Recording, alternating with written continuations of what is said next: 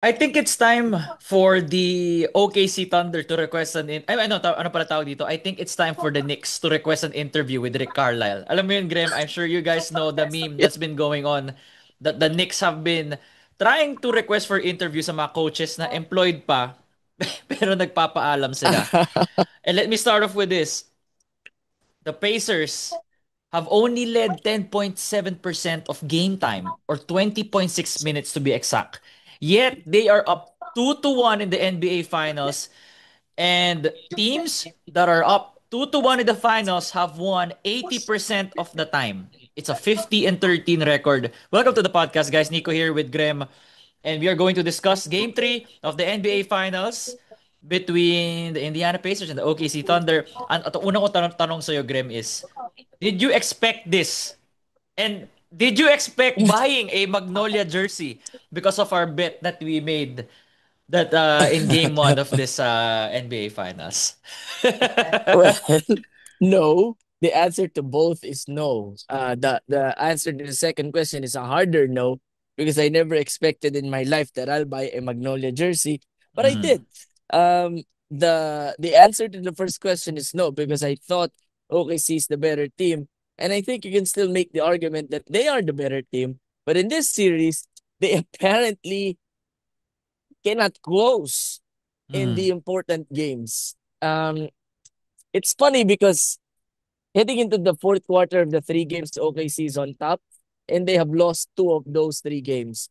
It reminds me of the Lakers and the Nuggets. Remember yung first round, yung nakadalawang buzzer beater si Jamal Murray, the Devil Jamal Oh, Murray. oh, The Lakers were always favorite niya leading. Lakers. Favorite niya That is talaga right. Lakers.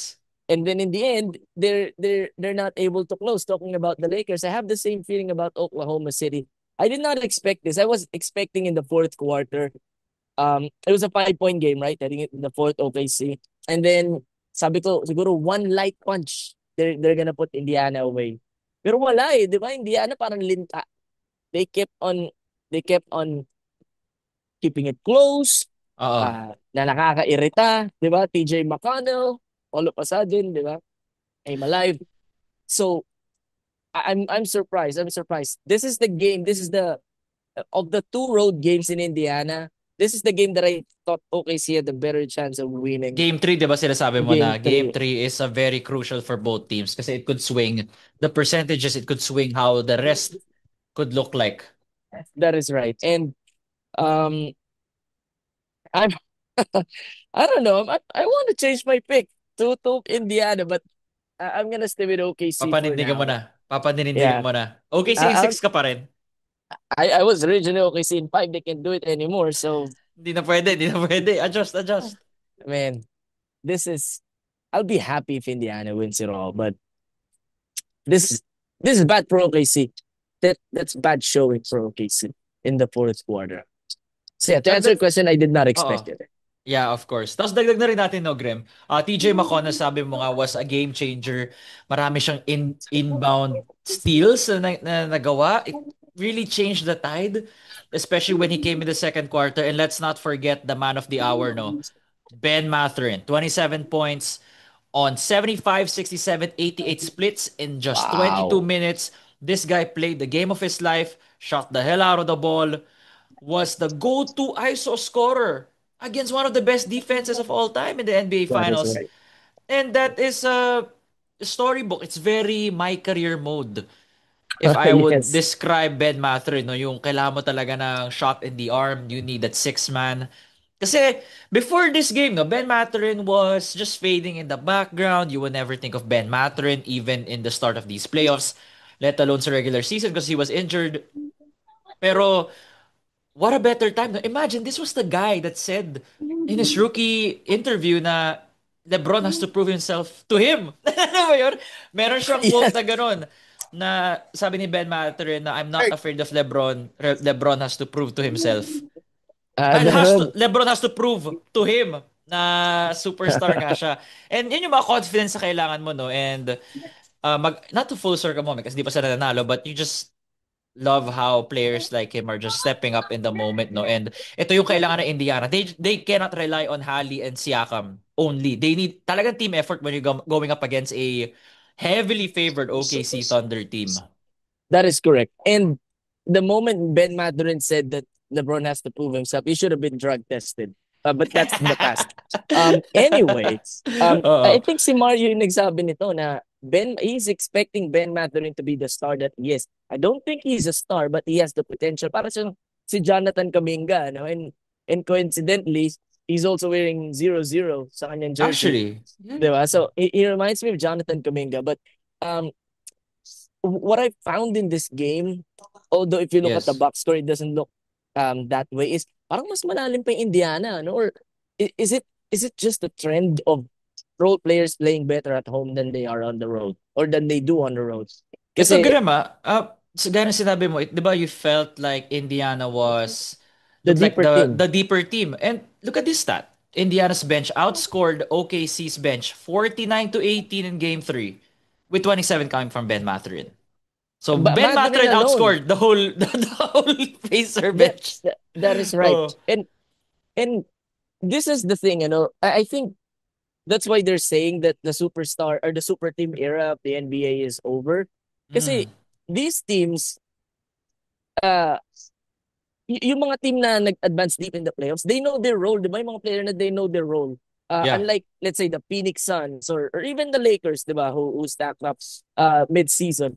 Parang they're still figuring it out. Etong Indiana, etong Oklahoma City, they know their role, di ba? Jalen Williams knows his role. Pascal Siakam knows his role. They know they're the second fiddle to the main stars. So, in the end, it's more of whose bench is gonna step up. And in this game, really, really surprised. Although logically speaking, di ba, it's Indiana who's at home, so the role players will tend to play better. If you look at it, yung scoring heavily was on the starters for OKC rin di ba? So um, it's something that you can explain. Although I still can't believe that OKC gave this game away after being in the perfect position, di ba? Up five, have a chance to Mm. snatch the air out of the lungs Indy. of the Yeah. Pacers. Mm. And pinag-uusapan natin ni Mario, 'di ba, sa GC na parang the crowd was meh, 'di ba, in this game for Oo. Indiana. Parang hindi natin ramdam masyado. This is not the typical Pacers crowd na or siguro mas galit lang sila sa Knicks because it was their rival. Iba yung Uh, Knicks eh. iba yung Iba yung galit nila pagising sa ng Knicks. New York eh. That is right. Pero in the end they came away with this game and it's time to it's time to time to pay my due. Time to wear. Let's go, let's go. Finally, sinuot mo na rin. Naka-poly jersey. Swerte mo ha, even in Araneta. Buti wala pang tao dyan. Buti wala pang tao. Yan, panindigan mo na yan. When we start our PBA podcast, that has to be inverted, Grammy. You have to show the name at the back. Just it just doesn't feel real, brother. That I can't believe it, bro. I feeling ko fever dream lang to pagising ko mamaya, Fever dream. Bakit ako may um, Magnolia jersey okay, dito? really want. I don't know what to do with this jersey after after our pod actually. Um, Well, keep it. yeah, Magagamit mo pa yan. Magagamit mo pa yan. and the dare is also to wear this in a PBA game, di ba? Oo, So, two games sa panalo ng Pacers eh. So you have to that's wear it. You have to wear it in a PBA live game. Hinebra game. You have to wear it in a Hinebra yeah. live game. You and Mario have a special place down there for making me do this. But Siyempre. And you know, papanindigan namin yan. yeah, kudos to the Pacers, man. Mm-mm. They're underdogs. Di ba pinag-usapan natin heading into game one, they are what? It's like the fourth largest spread in the past 25 years, if not Exactly. ever. So them being up to one, having all the momentum, this is bringing this is parang sila na yung choice ng tao eh. Di ba? The odds makers will still go with OKC. And I'll still Mm. go with OKC if I'm betting money. But in reality, people want Indiana to win right now. Di ba? They're the underdogs. They're like the 2019 Raptors or the 2011 Mavs with Rick Carlisle. Um, so there's that, and all indications were there for me to pick Indiana. Na Halliburton was a LeBron guy. He has LeBron as his goat. Skip Bayless is from Oklahoma. He's rooting for Oklahoma City. I hate Skip Bayless, but I still chose Oklahoma City, and there we are. But I expect OKC to bounce back in Game 4. Jalen Williams, parang ngayon ko lang siya naramdaman in the whole series. He actually led the scoring for Oklahoma City. If this guy continues to play like that, although he's still -9, but if he continues to score like that and we get the usual numbers from SGA, um, then I think OKC still has a good chance of winning this series. Just not as dominant as I thought they would have. I think we failed to recognize the impact of a Rick Carlisle with the Indiana Pacers. No, let's not forget that this guy was the architect of that Mavs series against the Heat. Sorry, Graham. Sorry, ulit.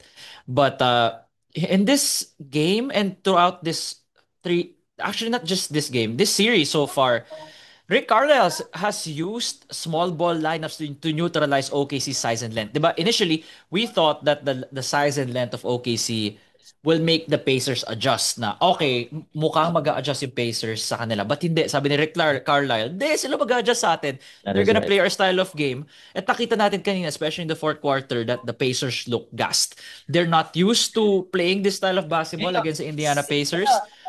Dagdag ko rin, Graham, that the Thunder are not used to playing tight games. Because remember, That they've been is blowing out their right. opponents na test sila against Denver, Then but they haven't had a series like this na dikitan talaga or a team na that can really trade punches with them. So that's something that they have to learn. No? It's their inexperience as well. Weird thing to say, no, or it's not for giving excuses. It's just that these are just what we have observed in real life numbers. And OKC 19 turnovers. Indiana 11. again, You're not gonna win like that. that is right. Well, I mean, Indiana won with like 25 turnovers in game one, but that's an Mm. aberration. A couple of things. Number one, that's why it's big that OKC faced Denver in round one because they faced adversity. Mm. So, because if they didn't all season, because remember, their average winning margin in the regular season was 13 points. Ang laki nun for a season, 82 games, 13 points. You consistently win that way. That's big. That's why it's big that they were able to face adversity against Denver. And second thing is, ironic, no? Kasi sila yung batang team, tapos sila yung mukhang pagod na pagod. Given that these teams had the same number of days when it comes to breaks, pero they still look tired in the fourth quarter. They are gassed in the fourth. I don't know if they're if may iniinda sila. I heard Halliburton has an injury, di ba? It doesn't look like it really. So this is um this is going to be interesting in game 4 if they will still itong Oklahoma City adapt dun sa play ng Indiana kasi sabi mo nga Indiana will not adjust to your play style. You adjust to us. 'Di ba? Mm. I'm not in the prison cell with you. You're in the prison cell with me. So um dito na rin lalabas yung dito na pinipiga si Mark Dagenham if you're OKC. Ano na to battle of the brains na to eh. 'Di ba? Hindi na to X's and O's, Nico. I believe it's a matter of techniques already at this point. Let's give our love before we end this to Tyrese Halliburton. No? The guy had 22 points, 9 rebounds, 11 assists in game 3, Graham. And the Pacers win whenever Halliburton has 20 and 10. I think they are 14 and 1. May nakita akong stat na may isa lang silang talo compared to double-digit wins whenever Halliburton does that. So, he needs to score. We've been super consistent about this, Graham, na start pa lang ng playoffs for the Pacers. Anyway, Tyrese Halliburton, if he continues this, I feel like the Pacers could be champs. I said Pacers in 7, sabi namin yun ni Mario, but it could be done faster if Hali continues to be really aggressive and making guys like Lou Dort insignificant. And ikaw, Graham, closing statements, what do you think? How does this series look in the next few games? Do you still stand by your OKC in 6 or 7? Well, I cannot stand by with OKC in 5 anymore. Pero yeah, OKC, I Mathematically, hindi na pwede. that is right. But you know what? I'll uh I'll give the Pacers the benefit of the doubt that they're gonna win uh two more home games. But I'm gonna pick OKC in 7 now. The Halliburton, it's crazy to me and I cannot explain it how Halliburton can make defenses look like they're not doing anything while not being so flashy. Like pag pinanood mo si Halliburton, hindi naman siya yung i-idolin mo Herky di ba? jerky siya eh. Herky That is right. jerky. That's right. Hindi siya yung i-idolin mo na, pag tinanong kasi na idol mo ng bata, oh, Tyrese Haliburton. Oh, Siguro nobody will siguro yung say that. next generation mga anak natin. Ah, I like Tyrese Haliburton. Okay. Yeah, but Okay, son. his his game doesn't translate to clicks. His game doesn't translate to views. But it's effective. He's like the Tim Duncan of guards. So Ooh. right? No, 'di ba? Parang he's effective. You know, he's gonna give you what you want. Although sometimes inconsistent. But at the end of the day, OKC is the favorites for a reason. They got a game in Denver. They got a game in Minnesota. 'Di ba? So, and I think those two teams are better than Indiana. So I'm still going with OKC, but not with a full heart anymore. Um, this has took this series has took or has taken a dramatic turn for me, and um, I'm sad that I'm wearing this jersey in general, but I'm happy for the Pacers. You know what? It's I just won't be the sad. first day.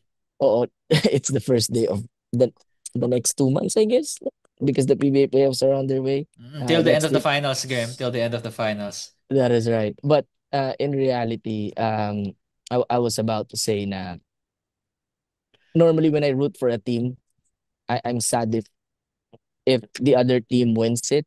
For the Pacers, I won't be because they really, really deserve the the recognition that they've got. So yeah, I'm OKC in 7, but I'll be happy if the Pacers win it anyway. Doble cara take, but it is what it is. Ako masaya. Ako Pacers in 7.